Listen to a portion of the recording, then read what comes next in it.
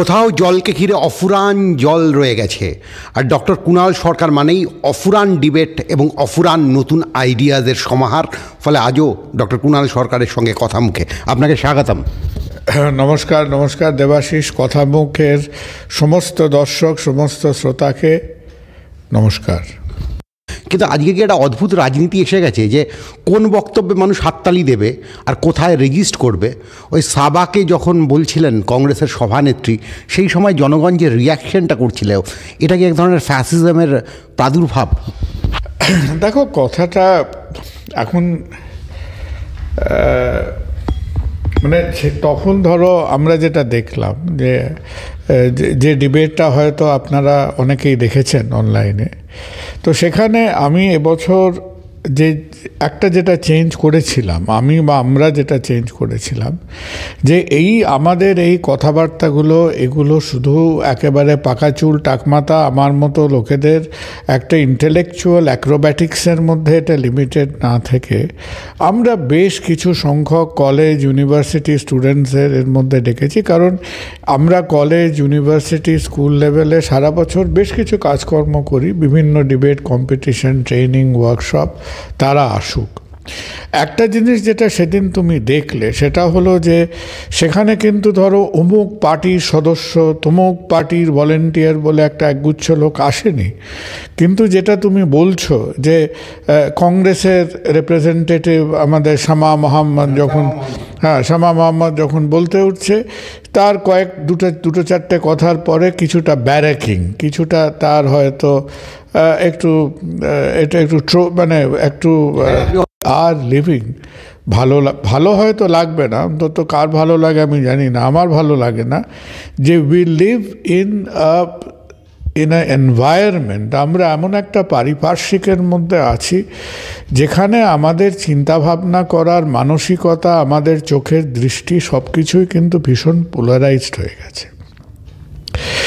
তো আমার যেমন তারা ডিবেট শুনতে এসেছে ভালো লাগলো, তাদের উৎসাহটা ভালো লাগলো, কিন্তু তারা যে মেয়েটি খুব একটা খারাপ বলেনি, বেশ ভালোই বলেছিল। তার বক্তব্যের মধ্যে অনেক যেটা চিন্তাভাবনা করা কথাবার্তাও ছিল, আবার কিছু পার্টি স্লোগানিয়ারিংয়ের মতো লাগছিল। তারা বলবে তারা পলিটিক্যাল। তো আমাদের সামনে ওই রকমের যে ঘটনাগুলো হলো সেটা যে কেউ করতে পারতো, কিন্তু এখন যেহেতু ধরো আমাদের এখানে বিজেপি পন্থী রাইট লিনিং যে স্টুডেন্টদের মনোভাব, তারা কি মনে করে, তারা নিজেদের আমাদের এখানে ডিসিডেন্ট গ্রুপ বলে মনে করে। তারা তো আমাদের they are not the treasury benches, they are the opposition benches.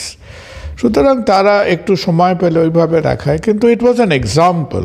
এরা কিন্তু সব স্কুল মানে সিনিয়র স্কুল কলেজ লেভেলের ছেলেমেয়েরা, যে আমাদের দৃষ্টিভঙ্গিগুলো approach to various things, we are in a highly polarise situation. এখানে একটা কথা বলি, যে সাই দীপক অন্যতম একজন ভালো বক্তা, তাদের বক্তব্য অনুযায়ী মার্ক্সবাদ মরে গেছে। খুব ভালো কথা। যদি মার্ক্সবাদ একটা মৃত বিষয় হয়ে থাকে, তাহলে আরএসএসের সংঘচালক বলছেন মোহন ভাগবত যে এই মুহূর্তে সবচেয়ে বিপদ হলো কালচারাল মার্ক্সিজম। এবং যে সাই দীপকও পুরো নোটেশনটা এইভাবে ধরলেন ডিবেটের, যে আজকে ভারতবর্ষের সবথেকে বড় বিষয়টা ছিল একটা সময় সাংবাদিকতায় যে বাঁ দিকে ঘেঁষে থাকা বিষয়টা ছিল, সেটাকে চ্যালেঞ্জ করলেই কি আমি তীব্র দক্ষিণপন্থী হয়ে যাই? যারা মনে করছে মার্ক্সবাদ মরে গেছে, তাদের এত বাঁ দিক নিয়ে এত ভয় কেন? মৃত বিষয়কে নিয়ে এত ভয় কেন? দেখো, আমার মনে হয় Sai Deepak I think is a very মানে খুব বুদ্ধিমান ভদ্রলোক, বুদ্ধিমান ছেলে, এবং he is a pretty good speaker. আর সাই দীপকের যেটা গুণ আছে তুমি জানবে যে সাই দীপক কিন্তু ইজ এক্সট্রিমলি থারালি রিসার্চড। মানে এরা একেবারে কিছুটা বই খাতাপত্র নেড়ে, এখন বই খাতাপত্র সে হয়তো নিজের মতো নিজের পছন্দের মেটেরিয়াল নেড়ে সব কিছুর মধ্যে দিয়ে নিজেদের মতো নিজের চোখে নিজেদের আতশ কাচের মধ্যে দিয়ে পৃথিবীটাকে দেখতে চায়। কিন্তু আমি যেটুকু নির্যাস পেলাম সেটা হচ্ছে যে এদের আপত্তিটা কিন্তু মার্ক্সিজমের থেকেও they are the sworn enemies of Nehruvian left liberal point of view. Marxism কাদের মধ্যে ছিল? মার্কসিজম ছিল ইন্টেলেকচুয়াল কমিউনিটির মধ্যে। এখন পোস্ট ইন্ডিপেন্ডেন্স তোমার সেই 47-এ তো আমরা বা যারা চিন্তাভাবনায় বামপন্থী, চরম বামপন্থী তো ছিলেন সুভাষ বোস। সুভাষ বোসের যে বইটা ইন্ডিয়া দ্য স্ট্রাগল, এটা ইন্ডিয়ান স্ট্রাগল বলে যে বইটি, সুভাষ বোসের ইকোনমিক চিন্তাভাবনায় তো মানে তার অর্থনৈতিক চিন্তাভাবনায় তো Subhash Bose is a one of the most radical left. এবং সেই র্যাডিক্যাল লেফটের কিছু চিন্তাভাবনা জওহরলাল নেহেরুরও, সোভিয়েত স্টাইল ইকোনমিক। তখন তো চায়না আসেওনি। চায়নার আত্মপ্রকাশ হয়েছে ভারতবর্ষ স্বাধীন হবার 1 বছর পরে, ইন 1948। চাং কাই শেকের হাত থেকে মাও সেতুং ক্ষমতায় পেলেন 1948-এ। তো তখন China is not a player, তখন the monolithic Soviet Russia is a player, যে 1917 থেকে 1947 তখন তাদের 30 বছর আয়ু হয়েছে। They were great admirers of that Soviet style life. আর সেই যে মার্কসিজমের চিন্তক যারা মার্কসিজমের দর্শনটাকে যারা নিয়ে বেঁচেছিলেন, এরকম অনেক লোক বা তাদের একটা নিউমেরিক্যাল, তাদের একটা সংখ্যার আধিপত্য ছিল আমাদের একাডেমিক লাইফে। টিচার্স, প্রফেসরস মার্কসিজমের ঝান্ডা তুলে তিনি ফ্রিডম বা পলিটিক্যাল লাইফে আসেননি। কংগ্রেসের আইডিওলজিতে কংগ্রেস আমাদের কি দিল? কংগ্রেস খানিকটা আমাদের একটা ধুয়ে ফেলা একটা ইউরোপিয়ান সেকুলারিজম দিল, ডেফিনেটলি একটা left of centre economic policy দিল।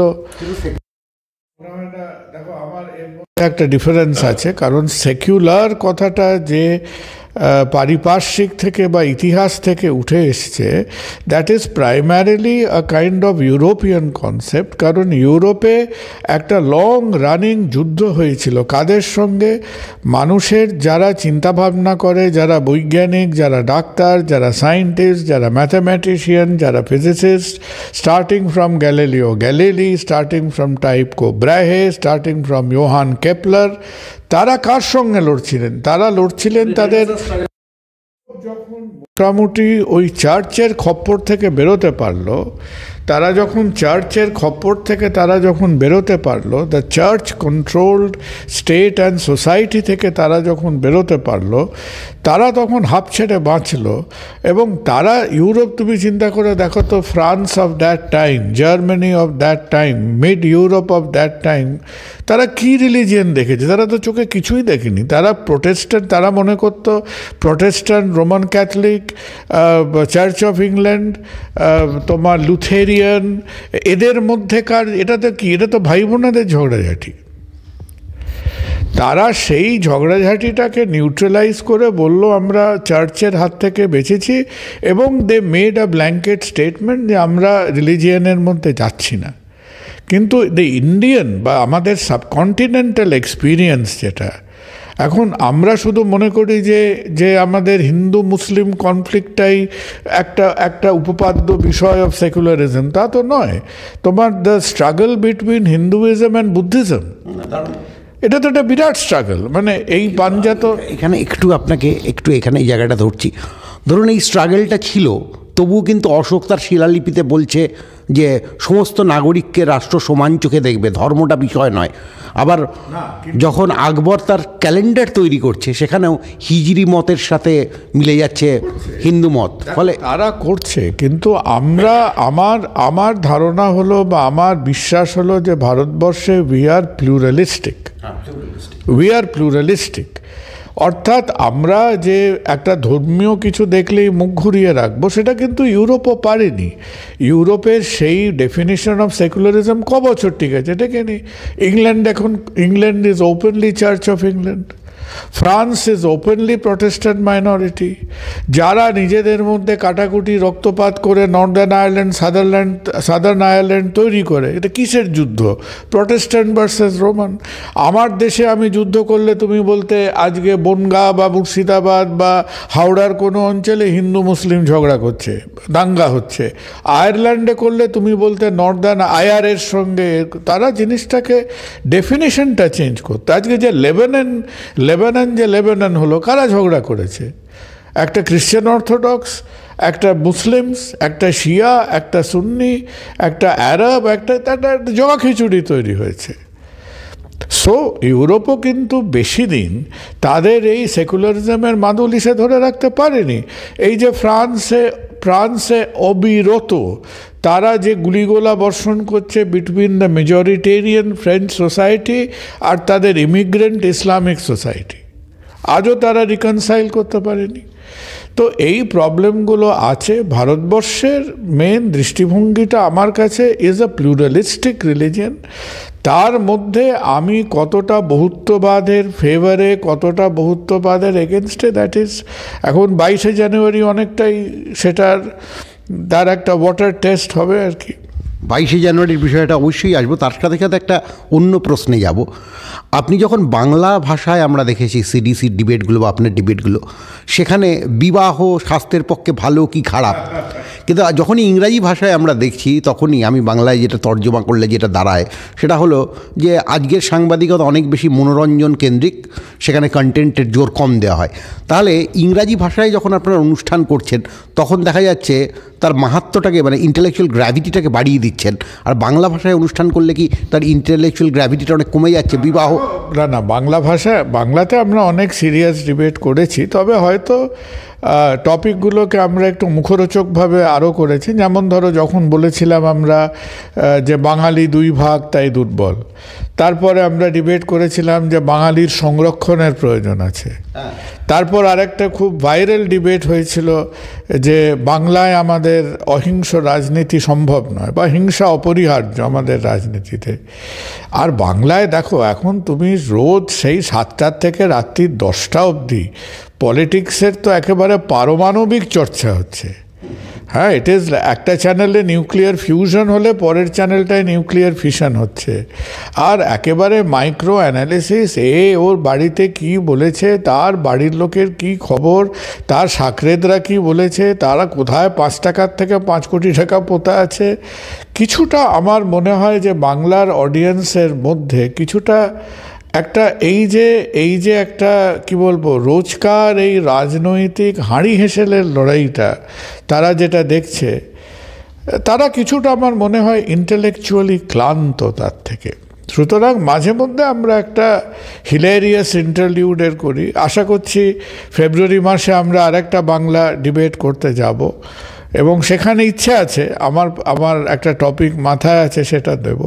তবে সেটা অতটা হালকা হবে না, সেটা আশা করি we can engage in a more serious topic like that.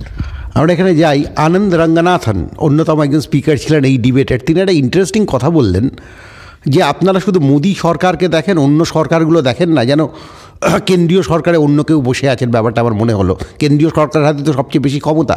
তারপর তিনি একটা ইন্টারেস্টিং পার্সপেক্টিভ বললেন যে গদি মিডিয়া অ্যান্ড দিদি মিডিয়া, আদেও দিদি মিডিয়া বলে কিছু আছে পশ্চিমবঙ্গে? ব্যাপারটা কি? ব্যাপারটা হচ্ছে যে আমরা দেখো আমাদের যে চলাফেরা, আমাদের যে অ্যাডমিনিস্ট্রেটিভ পলিটিক্যাল যে স্পৃহা, আমাদের যে আনন্দ, আমাদের যে ভয়, আমাদের যে সেন্স অফ সিকিউরিটি, আমাদের যে সেন্স অফ ইনসিকিউরিটি, আমাদের এন্টায়ার গতিবিধি নিয়ন্ত্রণ করছে সেন্ট্রাল ব্যাপারটা কি? আমরা মোটামুটি একটা পার্শিয়ালি এডুকেটেড সোসাইটিতে আমরা নিউমেরিক্যাল ডেমোক্রেসির ওপর নির্ভর করছি। আর যেটা হয়তো আমাদের না করলে ভালো হতো, সেটা নিয়ে বোধহয় 46-এ খানিকটা চর্চা হয়েছিল, বাট হুএভার আমাদের কনস্টিটিউয়েন্ট অ্যাসেম্বলি সেটা মেনে নেননি। আজকে it would have been to India's advantage যদি আমরা একটা প্রপোর্শনালি রিপ্রেজেন্টেড ডেমোক্রেসি হতাম। আমরা প্রথমে সংখ্যার পিছনে ছুটছি, তারপরে কোন সংখ্যার পিছনে ছুটছি?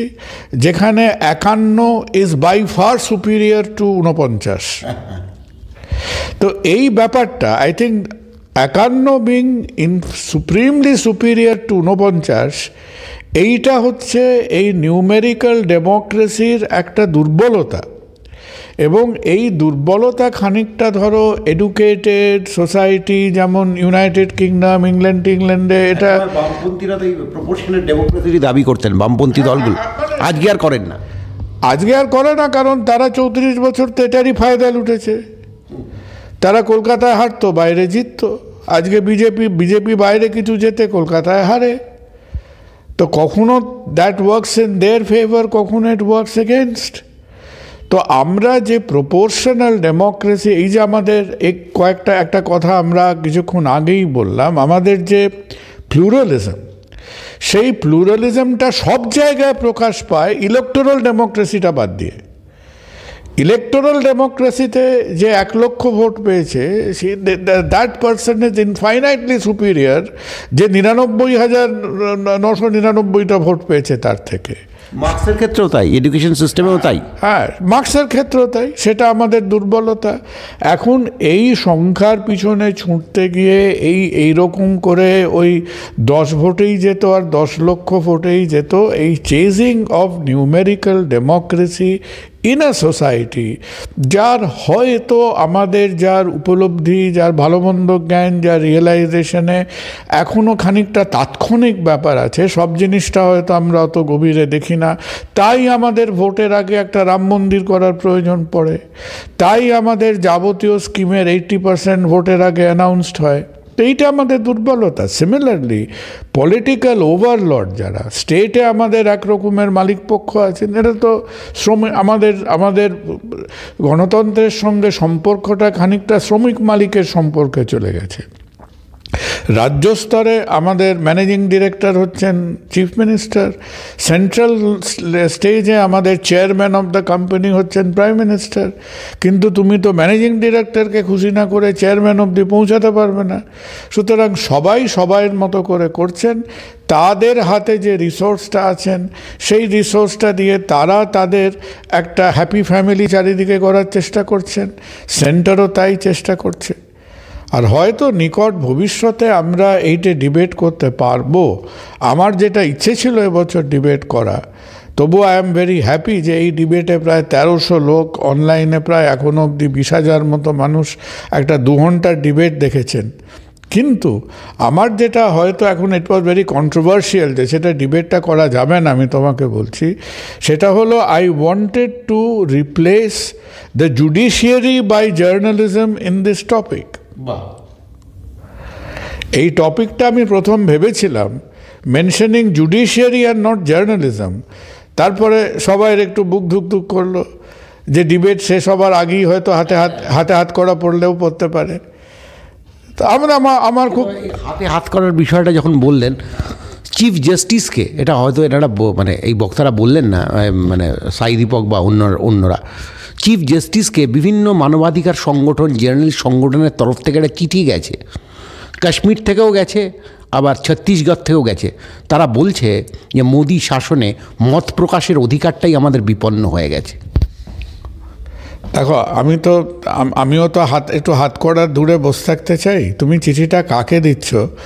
যে ভদ্রলোক 2 সপ্তাহ আগে সম্পূর্ণ আগাপাস্তলা গেরুয়া কাপড় ধারণ করে গুজরাটের একটা মন্দিরে গিয়ে রীতিমতো তিনি এন্টায়ার একটা মিডিয়া বাহিনীর সামনে তিনি দাঁড়িয়ে as his identity of chief justice of India তিনি সেখানে ঘুরে বেরিয়েছেন। কারণ রিলিজিয়নের কোনো অধিকার থাকবে না, রিলিজিয়ন প্র্যাকটিস করা, রিলিজিয়নের অধিকার থাকতেই পারে, but he was there on his duty as a chief justice of India. উনি ওখানে একটা কি নতুন কোর্ট না বেঞ্চ নাকি ইনগুরেট করতে গেছিলেন। আর তারপরে উনি একটা মারাত্মক কথা বলেন, সেই visiting some temple over there, যে উনি বললেন যে আমি গান্ধীর অনুপ্রেরণায় এরকম করছি। আমার যতদূর ধারণা আছে গান্ধী তার জীবনের মাঝামাঝি একটা সময় একবার হয়তো মীনাক্ষী মাদুরাইতে ঢুকেছিলেন, একবার, হি ডিডন্ট রিয়েলি গো। তো অর্থাৎ কি, এটা তো চিফ জাস্টিসের অধিকার নিয়ে প্রশ্ন না। তিনি অফ ডিউটি যেখানে ইচ্ছে যাবেন, যা ইচ্ছে করবেন, as long as meets his ethics. কিন্তু যেখানে তার দিকে একটা পাবলিক ফোকাস এবং অ্যাটেনশন আছে as the chief justice of India, আর যেখানে in recent times Chief Justice of Indiaর ভাব ভঙ্গিমা জাজমেন্ট, many of তার গতিবিধি ইজ নট অ্যাবাভ ওয়াটার, সেটা না করলেই পারতেন। সেখানেই তো তার শিক্ষা দীক্ষা, সেখানেই তো তার সেন্স অফ রেস্ট্রেইন্ট। তুমি যদি একটা চিফ জাস্টিসকে সেন্স অফ রেস্ট্রেন্ট, যে কোথায় আমি কতদূর ছুটবো আর কোথায় নিজেকে আমি, সেটা যদি শেখাতে না পারো, তুমি একটা 10 বছরের ছেলেকে কি শেখাবে? প্লুরালিজমের কথা বললাম, সেকুলারিজমের কথা বললাম না, তখন তো এটাই হবে। সেকুলারিজম তো এইভাবে, হ্যাঁ, না, আবার তারপরে যাই হোক, মানে তুমি যেহেতু বারবার ওই কথাটা মনে পড়ছে, আমি তো কোথায় একটা অনলাইনে পড়ছিলাম ওনার মন্তব্যগুলো। চিফ জাস্টিস অফ ইন্ডিয়া আকাশের দিকে চেয়ে বলছেন যে উনি গৈরিক ধ্বজা দেখে নিজের একেবারে মানে আনন্দে উদ্বেল হচ্ছেন। হন, আপনি হন না, but that is your private affair. আমিও হয়তো হই, আমরাও হয়তো হই, কিন্তু আপনি আজকে টিল সাচ টাইম, কি আরও 1.5 বছর না 1 বছর, till you are in seat as, আমি তো চিফ জাস্টিস অফ ইন্ডিয়া নই। আমি একটা মন্দিরে গিয়ে মাথায় ছাই মেখে হাই হুল্লোড় করতেই পারি, কিন্তু আপনি তো চিফ জাস্টিস অফ ইন্ডিয়া। তো আপনার মধ্যে তো সেই সেন্স অফ রেস্ট্রেন্টটা মানুষ আশা করে। এখানে একটা কথা বলি, যেটা শঙ্করাচার্যরা খুব অদ্ভুতভাবে তুলে ধরেছেন পলিটিক্যাল দলগুলোর থেকেও, যে প্রধানমন্ত্রীর এখতিয়ারটা কী হবে, একজন রাষ্ট্রনেতার এখতিয়ারটা কী হবে, তিনি কেন রাম মন্দির উদ্বোধন করতে আসবেন, প্রধানমন্ত্রী বললাম, শঙ্করাচার্যের এই ডিবেটটাকে আপনি কীভাবে দেখছেন? দেখো, প্রধানমন্ত্রীর সঙ্গে শঙ্করাচার্যরা কি বলেছেন, আমি সত্যি মানে হয়তো একটা সামান্য ওভারঅল আন্ডারস্ট্যান্ডিং অফ রিলিজিয়াস ব্যাপার স্যাপার আছে, খুব গভীরে নয়। আমি সামগ্রিক ব্যাপারটাকে মানে it is a tragedy in celebration. হ্যাঁ, এটা কেন it's a tragedy in celebration? আমার কাছে কিন্তু 22শে January is a very important day. কেন সেটা একটা অত্যন্ত গুরুত্বপূর্ণ দিন? আমি কিছুটা কৌতূহল রাখি। I am not a scholar of history, I am a curious student of history. এবং যেটুকু হিস্ট্রি আমি সেই from the Assyrian civilisation to বর্তমান সময়ে পাতা উল্টে দেখেছি, ইতিহাসে আমার এমন কোনো পরিস্থিতি মনে নেই যেখানে একটা প্রাচীন ধর্মীয় সাংস্কৃতিক সভ্যতা, যে কিনা 1000 বছরের ওপর ধরে যাকে একটা অন্য ধর্ম, একটা অন্য সংস্কৃতির তলায় তাকে থাকতে হয়েছিল, দাসত্বে থাকতে হয়েছিল, সে তখন ফিরে এসে লিটারালি প্রায় কম বেশি 1500 বছর পরে নিজেকে আবার সেলফ এক্সার্ট করছে। ইজিপশিয়ানরা পারেনি, পার্সিয়ানরা পারেনি, ইরানিয়ানরা পারেনি, কেউ পারেনি। এই যে একটা মাল্টি আইডল ওয়ার্শিপিং পেগান ফেথ, যাকে একটা পোস্ট এব্রাহামিক রিলিজিয়ান অফ হিন্দুইজম, যার ওপরে 1000 বছর শাসন করেছে, টাইম টু টাইম যার প্রচুর মন্দির মসজিদ মনুমেন্ট ভেঙে তারা নিজেদের স্থাপত্য প্রতিষ্ঠা করেছে, সেইখানে সময়ের কাল ধরে হেঁটে আজকে আমাদের সেই সনাতন হিন্দু যাই বলো, সেই আইডেন্টিটিটা আবার প্রকাশ পাচ্ছে, তাকে রিপ্লেস করছে। This event has not have, this is a civilisational event. সেই দিক দিয়ে that is a historical event. এবার এর যে গাম্ভীর্য হওয়া উচিত ছিল, এর যে তাৎপর্য হওয়া উচিত ছিল, এটাকে আমরা একটা পার্টি পলিটিক্যাল খেমটা নাচে পরিণত করে তার গুরুত্ব এবং ব্যক্তিত্বটাকে কিন্তু আমরা অনেকটা খর্ব করেছি।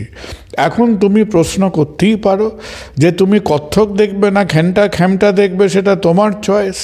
সুতরাং এখানে কেউ একটা সাংস্কৃতিক ভারতনাট্যম কেউ নাচছে না। যে কোনো জিনিসের মতো আবার তুমি একই এক্সাম্পলে পড়ছো। আমরা এই 51-49-এর পলিটিক্সের পিছনে তাড়া করতে গিয়ে এই জিনিসটাকে একটা ক্রুড পলিটিক্যাল থিয়েটারে রিপ্লেস করলাম, যেটা আমার মনে হয় বিজেপি তারা করুক, প্রধানমন্ত্রী আসুক, আরএসএস বিজেপির একটা প্রেজেন্স থাকুক, তারা সেটাকে সেইভাবে অ্যাভয়েড করলে পারতেন। শঙ্করাচার্যদের এখানে আমার অজ্ঞতাকে মাপ করবে, শঙ্করাচার্যদের এদিকে আবার তাদের কিছু তাদেরও একটা আইডেন্টিটি ক্রাইসিস আছে।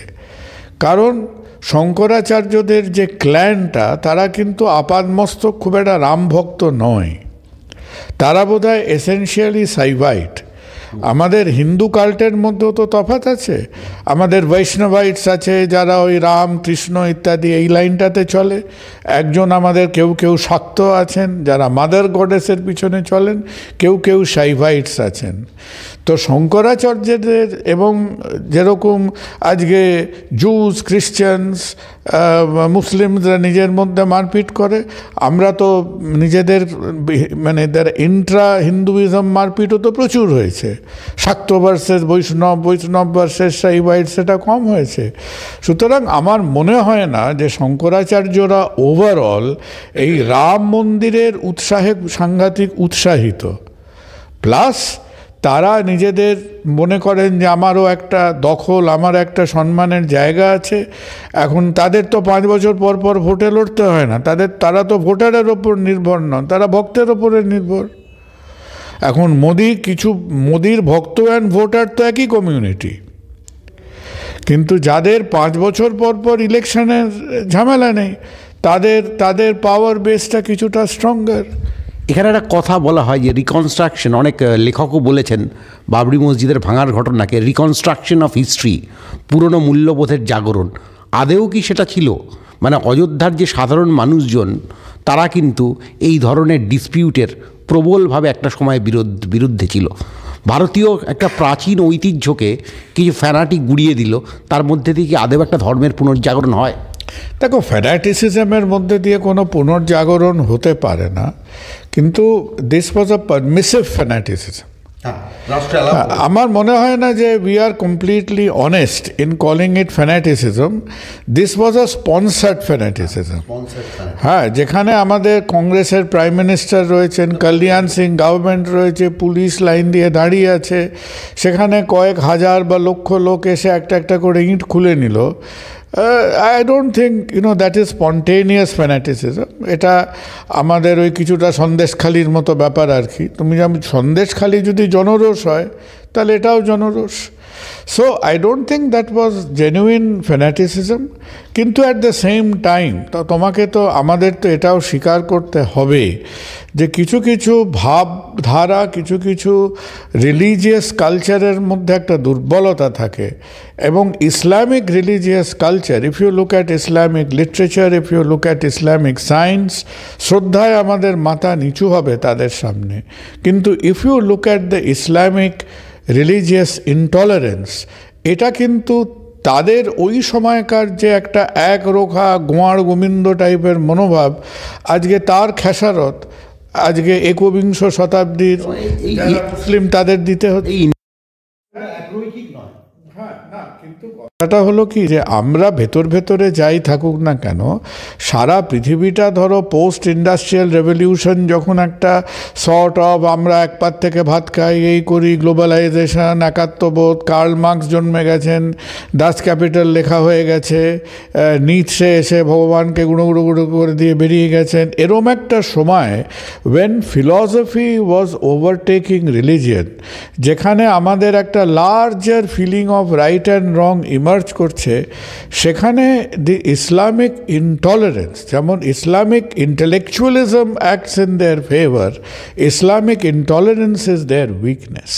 নিঃস্বের কথা বলে মনে পড়ে গেল, আপনি লাস্টে নিঃস্বের মতোই বলছেন আনন্দবাবুকে যে কালকে সকালে আমায় কাজে যেতে হবে। হ্যাঁ বাবারে, ও যা শুরু করেছিল একটা লিস্ট পড়তে, ওর আরও একটা বিখ্যাত লিস্ট আছে। আনন্দকে নিয়ে একটা ডিবেট করেছিলাম যে ইন্ডিয়ান হিস্ট্রি নিডস রিরাইটিং। তো কখনো ওই ডিবেটটা শুনো, মানে অফুরন্ত। ও যখন একবার লিস্ট দিতে শুরু করে, ওটাও speciality, he is unending. So he was very clever. প্রথমত আমি কখনো আশা করিনি যে Anand he opted to sit and speak for the motion. আর কি না ঠিক ওই জন্যে, তবে আমিও একটু বিচ্ছুমি করেছিলাম। আমি ওকে ইচ্ছে করে পরঞ্জয়দার পাশে বসিয়েছিলাম।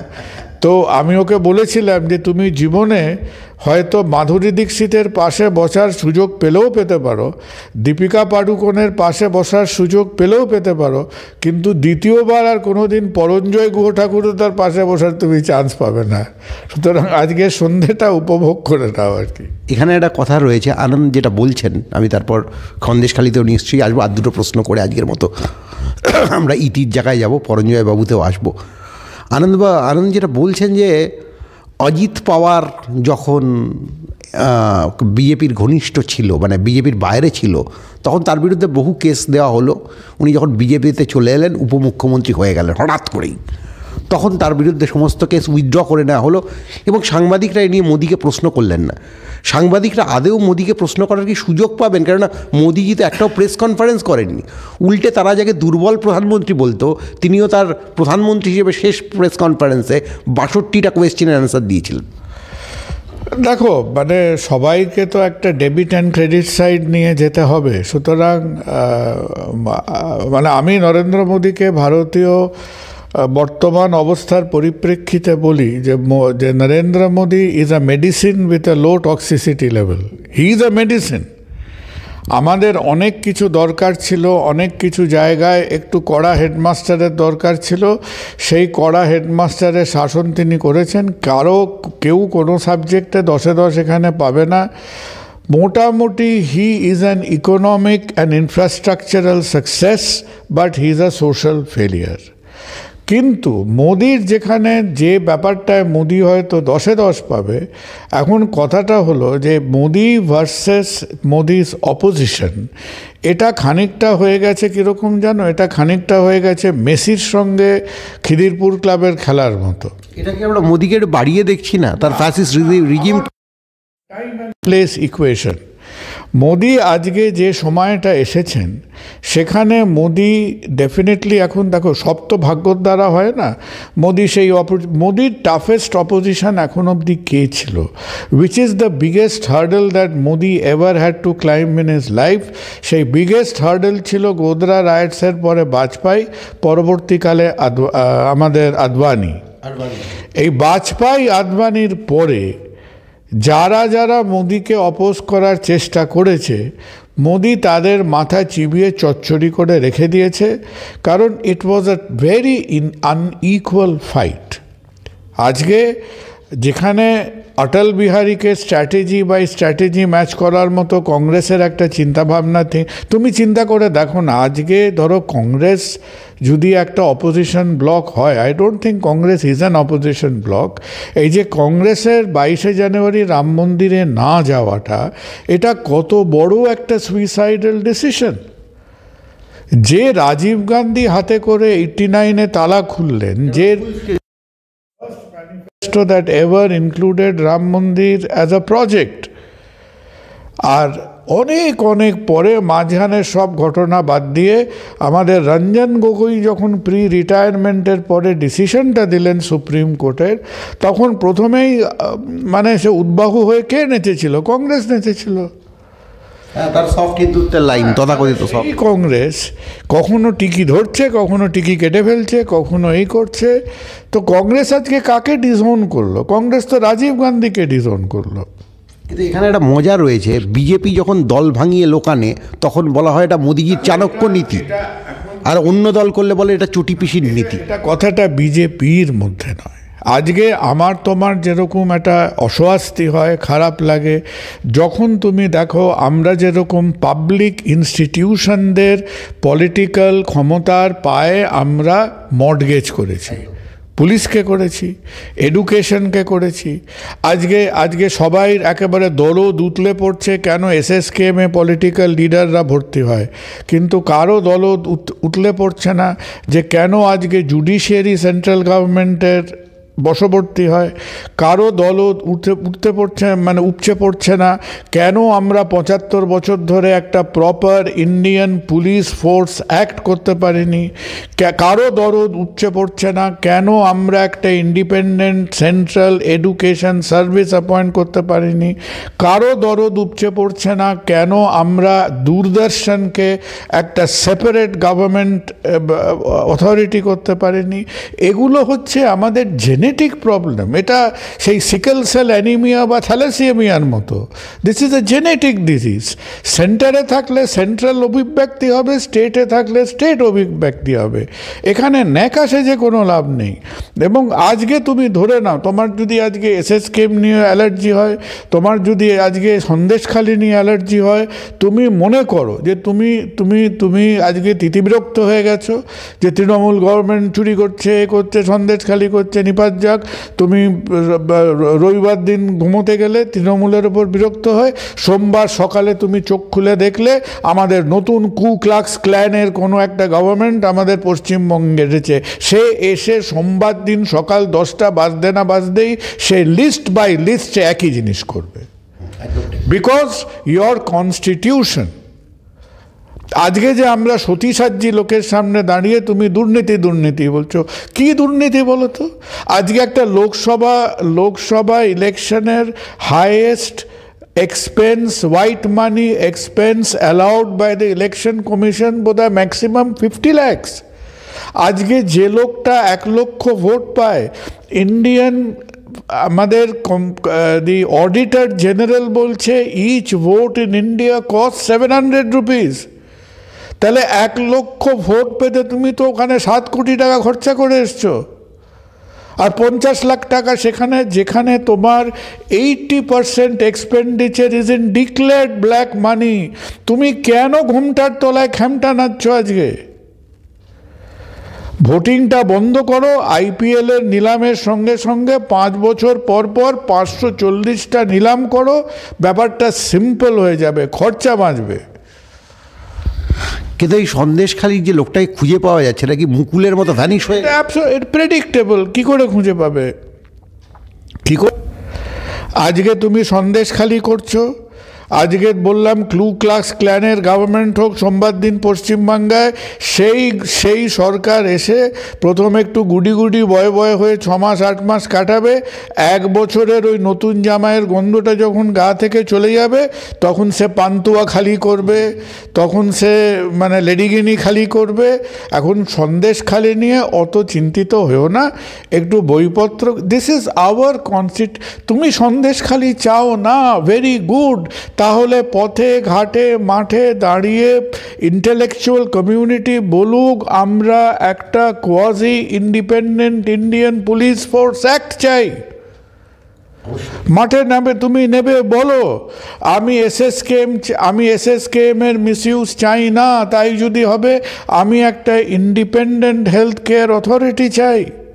ব্রিটিশদের থেকে তো সবই শিখলে, ব্রিটিশদের থেকে কেন শিখলে না কি করে বিবিসির মতো ব্রডকাস্টিংকে আলাদা করা যায়, কি করে আমাদের এডুকেশনের ডিরেক্টরের মতো এডুকেশনকে আলাদা করা যায়, সেইটা শিখলে না কেন? প্রত্যেকে আমাদের দুর্বলতাগুলো রেখে দিচ্ছে। আজকে তৃণমূল আছে, আমার তোমার মুখ ঝামটা তৃণমূল খাচ্ছে। বললাম তো, তুমি শনিবার দিন ঘুমোতে যাও, সোমবার দিন ঘুম থেকে উঠে যাকে ইচ্ছে গভর্নমেন্টে বসাও, 6 মাস কাটতে না কাটতে আশা করি আমার প্রতিটা কথা যেন ভুল হয়, ইনসিডেন্ট বাই ইনসিডেন্ট, ঘটনা বাই ঘটনা। যা চুরি হয়ে গেছে তা তো দুবার চুরি করতে পারবে না, যা পড়ে থাকবে সেই সব রিসোর্সেস নিয়ে একই কাণ্ড হবে। কেউ ধরতে পারবে, কেউ পারবে না, কেউ চিরকুট, কেউ সফটওয়্যার। মীনাক্ষী মুখার্জিদের মতো তারুণ্য যে আজকে উঠে আসছে, এটাকে আপনি কিভাবে দেখছেন? এটা কি কোনো পরিবর্তন আনবে? I don't think Meenakshi Mukherjee এখন অবধি সে ইলেকটোরাল সাকসেস পাবে বলে। মীনাক্ষী মুখার্জির কথাবার্তা, তার অ্যাটিটিউড, তার ভাবভঙ্গিমা, তার বডি ল্যাঙ্গুয়েজ আমার অত্যন্ত অ্যাডমায়ার করি। কিন্তু প্রশ্ন হলো একটাই, যে দৃষ্টান্তটা আমরা আগেও দেখেছি, কোথায় দেখেছি তুমি নিশ্চয়ই মনে করতে পারবে, সেটা হলো some people are cut out to be very successful opposition leaders but weak in government, weak in government. এখন মমতা বন্দ্যোপাধ্যায় যে সাকসেস নিয়ে অপোজিশন করেছেন, মমতা বন্দ্যোপাধ্যায়ের যে অপোজিশন অ্যাক্টিভিজম, তুমি একটা কথা বলো তো, তুমি তো এরপরে এত অপোজিশন, এই হাল ফিলে শুভেন্দু কিছু তার অ্যাক্টিভিটি দেখাচ্ছেন। শুভেন্দুর আগে have you ever seen an opposition leader যে মমতা বন্দ্যোপাধ্যায় 10% অ্যাক্টিভিজমে আসতে পেরেছে? জ্যোতিবাবু অপোজিশন লিডার হিসেবে অসাধারণ। বাবু শোনো, জ্যোতিবাবু আমার স্কুলের আমার বহুকালের সিনিয়র ছিলেন। তো জ্যোতিবাবুর একটা মেডিকেল ইকুইভ্যালেন্ট আছে। মেডিসিনে তুমি যখন জানো না একটা রোগ কি করে ট্রিট করতে হয়, সেখানে আমাদের হাচিনসন বলে একটা বড় বইতে বলা ছিল, you must show masterly inactivity. তো Jyotibabu was an expert of masterly inactivity. আমি সত্যিই জানি না, to a very respected senior of my school, যে জ্যোতিবাবু মার্কসিস্ট না elitist. Jyotibabu saw the world as a lawyer, not as an entrepreneur. তবে জ্যোতিবাবুকে কেউ ঘাঁটায়নি। Jyotibabu time and again তিনি ওই ফায়ার ফাইটিং, ট্রাবল শুটিংটা ভালো করতেন। কিন্তু জ্যোতিবাবুর অতি বড় সমর্থকও জ্যোতিবাবুর সেন্স অফ ইনিশিয়েটিভ নিয়ে কখনো জ্যোতিবাবুকে দোষারোপ করতে পারবেন না। এরম singular lack of initiative in almost a 30-year-old reign, এটা this is another historical uniqueness আর কি। এবার আজকের মতো শেষ প্রশ্ন করব, অন্যদিন আরও অন্য জায়গায় যাও বলে। যেটা ময়ূরী বললেন আপনাদের ডিবেটে, যে আজকে জার্নালিজম একটা নতুন ফ্যাক্টর এসছে ওই ব্ল্যাক লাইফ ম্যাটার্স আন্দোলনের পর থেকেই, বা আমি বলবো তার আগে থেকেই, যে অনেক লোকাল জার্নালিস্ট তাদের হয়তো একটা ক্যামেরা মানে মোবাইল ক্যামেরা আছে, হ্যাঁ, সিটিজেন জার্নালিজম, বা যেটাকে নোম চামস্কির ভাষায় আমি বলবো যে লোকাল ইন্টেলেকচুয়ালস, সেই জার্নালিজমের ভাষাটাকে আপনি কীভাবে দেখছেন? আমার মনে হয় সেটা অত্যন্ত পজিটিভ ব্যাপার। এখন এর মধ্যেও একটা স্ববিরোধ আছে। স্ববিরোধটা কোথায় জানো? স্ববিরোধটা আছে আজকে তোমার কাছে একটা মোবাইল থাকলে তুমি জার্নালিস্ট, তুমি কথাবার্তা বলতে পারো। তুমি যেহেতু ডিবেট নিয়ে আলোচনাটা শুরু করলে, আমাদের এই অ্যানুয়াল এক্সিবিশন ডিবেট, যেটা কিনা একটা বিগ ইভেন্ট, সেইটার আগে আমরা একটা স্কুল ডিবেট করেছিলাম। তো আমাকে টেলিগ্রাফেরই একটা উইং আছে যারা স্টুডেন্টদের নিয়ে ডিল করে, তারা এসে বলেছিল, কুণালদা আমরা একটা ছেলে মেয়েদের নিয়ে, একটা স্কুল ছেলেদের মেয়েদের নিয়ে একটা অল বেঙ্গল ডিবেট করব। আইলাম দেখো আবার সেই পুরনো স্টাইলে ফিরে যাবে, হেডমাস্টার মিস্ট্রেসদের কাছে ছবি দেবে, সেই গুড়ি গুড়ি ছেলেমেয়েরা সারা স্কুলে যারা 4টে ছেলে মেয়ে হেডমাস্টারকে তেল দেয়, তারাই সেই 4টে ছেলে গত 2 বছর ধরে ডিবেট করছে, সেও এই ডিবেটটা করতে আসবে। তুমি একটা কাজ করো, তাই হচ্ছে। আমি ঠাট্টা করে বলেছিলাম, আলাম তুমি একটা কাজ করো, তোমাকে এই টপিকটা লিখে দিচ্ছি, এই টপিকটায় ছেলে মেয়েদের বলো মোবাইল ফোনটা হাতে নিয়ে 2 মিনিট রেকর্ড করে তোমায় পাঠাতে। 750টি ছেলে মেয়ে তাদের ভিডিও রেকর্ড করে পাঠালো। আমি তাকে টপিকটা দিয়েছিলাম যে আমাদের পর্ষদের পরীক্ষায় মানে we test memory and not merit. হ্যাঁ, আমরা মুখস্থবিদদের প্রতিযোগিতা, সেটা আমাদের মেধার প্রতিযোগিতা নয়। তুমি যদি আজও যারা আমরা বলি না এই ছেলেমেয়েরা এই করছে, অল্প বয়সী ছেলেমেয়েরা ফেসবুক করছে, অমুক করছে, ওই 700 এন্ট্রির মধ্যে অ্যাটলিস্ট 50% এন্ট্রি প্রিজার্ভ করে রাখার মতো। কেউ নিজে হাঁটতে হাঁটতে বলছে, কেউ বসতে বসতে বলছে, কেউ টিফিন খেতে খেতে বলছে, দুর্দান্ত। উই হ্যাভ কেপ্ট আমাদের সার্ভারে, we have kept all 700 2-minute speeches are there. তো দ্যাট ইজ একটা এক্সাম্পল অফ ডেমোক্রেটাইজেশন, যে আমরা এই টেকনোলজিকে, যে ডেমোক্রেসি বলে আমরা চোখের জল শুকিয়ে গেল আর কি, নাও দিস ইজ ট্রু ডেমোক্রেসি। আজকে রবিশ কুমার ভাবতে বসেছে যে কেন আমি 3 বছর আগে এনডিটিভি ছেড়ে পালালাম না। আজকে রবিশ কুমারের যা ভিউয়ারশিপ, এনডিটিভির 1 বছরের ভিউয়ারশিপ অ্যাড করলে সেখানে পৌঁছয় না। আজকে বহু ইউটিউব চ্যানেলের, বাংলা ইউটিউব চ্যানেলের যা ভিউয়ারশিপ আছে, বাংলা খবরের কাগজের তা নেই। আর 2 দিন বাদে তোমার তো পাঠক পাঠিকাকে নিয়ে, অ্যাডভার্টাইজিং রেভিনিউকে নিয়ে সমস্যা হবে। তো ময়ূরী যে কথাটা বলেছে, দেখো আজকে আমরা এটাকে নিয়ে হয়তো তুচ্ছতাচ্ছিল্য করছি, এই রিলস ব্যাপারটা নিয়ে। ও একটা সুন্দর কথা বলেছিল ওর স্পিচের মধ্যে, দ্যাট ইজ অ্যাটেনশন ইকোনমি। হ্যাঁ, যে আমরা জানি যে তুমি যতই হোক না কেন, তুমি ওই 5 সেকেন্ডে তোমার মনে, 15 সেকেন্ডে 15,000 আইডিয়াস, 15 সেকেন্ড হচ্ছে লাইভ আমার অ্যাটেনশন স্প্যান। তার মধ্যে আমি ডিসাইড করে নিচ্ছি আমার কাছে এটা চলবে কি চলবে না, আমি দেখবো কি দেখবো না। আর সারা দিনে আমার মাথার মধ্যে অ্যাবাউট 15,000 আইডিয়াস ঘোরে। Most of them die, few of them stick. For all, আমারও ঘুরে, তোমারও ঘুরে, প্রত্যেকেরই ঘুরে। তো দ্যাট ইজ দ্য ডেমোক্রেটাই। একদিক দিয়ে এই যে আমরা একটা জেলখানা, একটা খবরের কাগজের জেলখানা, একটা টিভি চ্যানেলের জেলখানা, একটা অমুকের জেলখানার থেকে বেরোতে পেরেছো, those were both platforms and prison. তারা এক অর্থে ইন্টেলেকচুয়াল প্ল্যাটফর্ম, এক অর্থে তারা ইন্টেলেকচুয়াল জেলখানা। তার থেকে যে তুমি বেরোতে পেরেছো, এখন এর বিজনেস মডেল, এর ফাইন্যান্স মডেলকেও আরও অনেক পরিণত হতে হবে। কারণ একমাত্র ভিডিও মিডিয়াম ছাড়া তুমি দেখবে যেটা ঘটছে সেটা দিন দুপুরে ডাকাতি চলছে। শাহজাহান শেখ তার কাছে কিচ্ছু নয়। সেটা হলো, তুমি চিন্তা করো, গুগলের ফ্রন্ট পেজের মতো পেজরা তারা 99% কন্টেন্ট পাচ্ছে without producing it, without writing it. এর থেকে বড় চুরি তো হতে পারে না পৃথিবীতে। যারা আজকে রিটার্ন ব্লগ অ্যাগ্রিগেট যারা করছে, তারা তো দিন দুপুরে পকেটমারি করছে। আর এর স্ববিরোধটা কোথায়?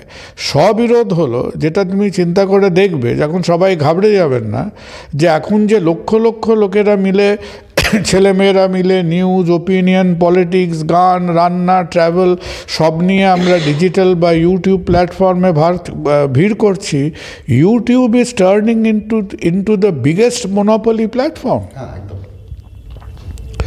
এই যে তুমি যে ডিবেটটা নিয়ে আমরা আলোচনা করছি, আমরা খুব খুশি যে কম বেশি প্রায় 1300-1400 লোক দেখতে এসেছিল, এতগুলি মানুষ যারা অনলাইনে দেখেছেন। শোনো, আমি এই ডিবেটটা সম্বন্ধে ছেলে মেয়েদের প্রমোট করব বলে একটা সোশ্যাল মিডিয়াতে 8 মিনিট বলেছিলাম। তার মধ্যে কি বলেছিলাম? দ্য টপিক, হ্যাঁ, journalism today pledges rather than presents.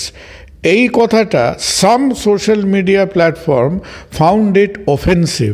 তারা আমার ওই হাফ এ মিনিটের এটা চালায়নি। এখন তুমি কার সঙ্গে, এটা তো একটা খুব সামান্য ব্যাপার, তুমি কার সঙ্গে তর্ক করবে, কি করবে? সুতরাং ওখানে তুমি অনেক ছোট ছোট প্যাকেটের মধ্যে বন্দি থাকতে, এখন কিন্তু মনে রাখতে হবে যে তুমি আরও অনেক বড় একটা প্যাকেটের মধ্যে বন্দি আছো। সুতরাং আমি একটা ছোট জেল থেকে একটা মস্ত বড় জেলে এসে দাঁড়িয়েছি। আর আদৌ আগাম ভবিষ্যতে জেলারকেও চেনা যাবে না, ছোট জেলে তাও জেলারকে চেনা যেত, একদম চিনতে পারবে না। আজকে ধরো তুমি খুব ভালো কাজ করছো ইউটিউব মিডিয়াতে, কেউ তোমার নামে রিপোর্ট করে দিল, ব্যাস তোমার পেজ হ্যাক হয়ে গেছে। হ্যাঁ, তোমার তো দ্বিতীয় কোনো প্ল্যাটফর্ম নেই যাবার। সো ইন ওয়ান ওয়ার্ড, এই যে আমাদের মডার্ন মার্কেট ইকোনমি, তো এই যে মার্কসিজম মার্কেট ইকোনমির কথা হচ্ছিল, মার্কেট ইকোনমি যে ধ্বজাটা ধরে ছুটে বেড়াতো সেটা কি? যে আমরা মোনোপলি, আমরা অ্যান্টি মোনোপলিস্টিক। হ্যাঁ, আজকে সবাই নিজের মতো এসে ব্যবসা বাণিজ্য করুক, ওপেন ইকোনমি, রেড টেপিজম নেই, নেই, একদম লোকে বমি করার মতো এন্টারপ্রেনিয়রশিপ চারদিকে খলখল করছে। But is it really happening? তুমি ডিজিটাল ইকোনমির কাছে চিন্তা করো, যে digital economy is becoming an oligarchy. সমস্ত দোকান একত্রিত হচ্ছে একটা অ্যামাজনে, 5টা কোম্পানি তো সব দখল করে নিয়েছে, সমস্ত ভিউয়ারশিপ দখল হচ্ছে একটা প্ল্যাটফর্মে। সুতরাং এখন বাই দ্য টাইম তুমি জেগে উঠব, এই ইন্ডিয়ান পুলিশ ফোর্স আর ইন্ডিয়ান ইলেকটোরাল কনস্টিটিউশনের মতো, আই হ্যাভ আ ফিলিং ততদিনে হয়তো মোটামুটি আমরা ছাই ভস্যে পরিণত হয়ে গেছি। But I think that is not going to be a very happy time. তবে এই হ্যাপি টাইমে দুটো জিনিস কিন্তু অপ্রাপ্তি রয়ে গেল। এতগুলো মানুষ বসে রইলেন, তাদের মাথায় একটা কামিয়ানা এলো না। এবং দ্বিতীয় যেটা, এখনও কিন্তু টু ওয়ে অফ কমিউনিকেশনসটা এলো না। আমরা এটাকে সত্যি কথা ইটস এ বিট, মানে তখন আর কি আমাদের একটা সময়, কারণ যেহেতু এখন অনেক বয়স্ক লোকেরা থাকেন, তো আমিও সিনসিয়ারলি চাইছিলাম 8টা বাজার আগে। আর সেই দিন যার অবস্থা হয়েছিল, মনে হচ্ছিল কলকাতায় বরফ পড়লো বলে আর কি। তো স্টেজে বসে প্রচণ্ড ঠান্ডা লাগছিল, সে বরফ পড়বে এমন একটা কুকড়ে যাচ্ছিল। ইট ওয়াজ ভেরি কোল্ড। হ্যাঁ, মানে একেবারে লাস্ট অবধি 1000 খানেক লোক বসে শুনেছে। তবে আই এগ্রি উইথ ইউ, নিশ্চয়ই আমরা কেউ আশা করিনি যে কলকাতাতে ওই মকর সংক্রান্তির সময়টা অ্যাভয়েড করতে হবে। তবে আমরা পোস্ট ইলেকশন এই গরমের সময়টাতে আশা করছি আবার একটা বেশ জমজমাট বিতর্ক কলকাতাকে উপহার দিতে